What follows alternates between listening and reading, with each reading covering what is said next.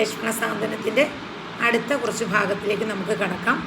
ആദികാവ്യം വാത്മീകി രാമായണം. ആദികാവ്യം വാത്മീകി രാമായണത്തിൻ്റെ അതിൻ്റെ പരിഭാഷയാണ് എഴുത്തച്ഛൻ അധ്യാത്മരാമായണത്തിലൂടെ നടത്തിയിരിക്കുന്നത്. അധ്യാത്മരാമായണം കിളിപ്പാട്ട് പ്രസ്ഥാനത്തിൻ്റെ ഉപജ്ഞാതാവ് എഴുത്തച്ഛൻ. പുതുമലയാണ്മ തൻ മഹേശ്വരൻ എന്ന പേരിൽ അറിയപ്പെടുന്നത് എഴുത്തച്ഛനാണ്. മഹാവിഷ്ണുവിൻ്റെ 7ാമത്തെ അവതാരമാണ് ശ്രീരാമൻ, മറക്കരുത്. അതുപോലെ മലയാള ഭാഷയുടെ പിതാവാരെന്ന് ചോദിച്ചാൽ തുഞ്ചത്ത് രാമാനുജൻ എഴുത്തച്ഛൻ.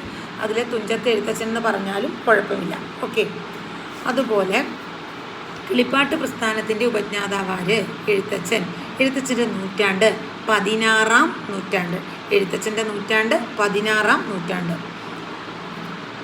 എഴുത്തച്ഛൻ്റേതായ കൃതികളാണ് അധ്യാത്മരാമായണം കിളിപ്പാട്ട്, മഹാഭാരതം കിളിപ്പാട്ട്, അതുപോലെ ഭാഗവതം കിളിപ്പാട്ട്, ഹരിനാമകീർത്തനം, 24 വൃത്തം, ദേവീ മഹാത്മ്യം തുടങ്ങിയവ.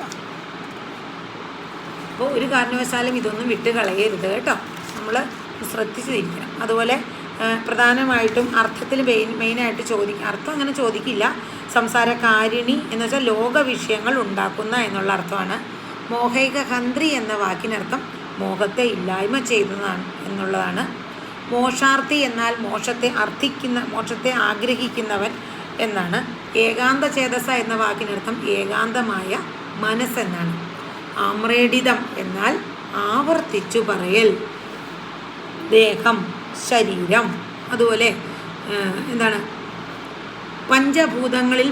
പഞ്ചഭൂതങ്ങൾ പൃഥ്വി, ഭൂമി, തേജസ്, വായു, ആകാശം.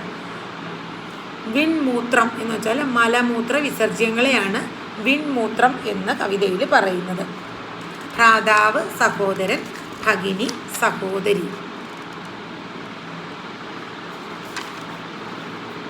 അതുപോലെ വിപരീത പദങ്ങളിലെ സാധ്യം, അസാധ്യം, ദൃശ്യം, അദൃശ്യം, ആദി, അന്തം, നിശേഷം, ശേഷം, സത്യം, അസത്യം, തവ, മമ, അതൊക്കെ പ്രധാനപ്പെട്ടതാണ്. യുക്തം, അയുക്തം, ഫലം, നിഷ്ഫലം, ചഞ്ചലം, അചഞ്ചലം, അപേക്ഷിക്കുക, ഉപേക്ഷിക്കുക, വിയോഗം, സംഗമം, അസ്ഥിരം, സ്ഥിരം, തുല്യം, അതുല്യം, അഭിമാനം, അപമാനം, ജ്ഞാനം, അജ്ഞാനം, വിദ്യ, അവിദ്യ, ശത്രു, മിത്രം, ബന്ധനം, മോചനം, ക്ഷയം, വൃദ്ധി, അധ്രുവം, ധ്രുവം. അപ്പോൾ അത്രയും കാര്യങ്ങളൊക്കെ വളരെ പ്രധാനപ്പെട്ടതാണ്. നന്നായി നോക്കുക. ഇതൊക്കെ നോക്കിയാൽ മതി. നമുക്കതിന് വേറെ പ്രശ്നങ്ങളൊന്നും തന്നെ ഇല്ല. സൗമിത്രി എന്ന് വിളിക്കുന്ന ലക്ഷ്മണനെ നമ്മൾ നേരത്തെ അത് പറഞ്ഞതാണ്. സന്തപ്തം എന്ന് വെച്ചാൽ ചുട്ടുപഴുത്ത, അമ്പു, വെള്ളം. സന്നിഭം എന്ന് വെച്ചാൽ തുല്യം എന്നുള്ള മീനിങ്ങാണ് കേട്ടോ. അപ്പോൾ അത്ര മറന്നു പോകരുത്.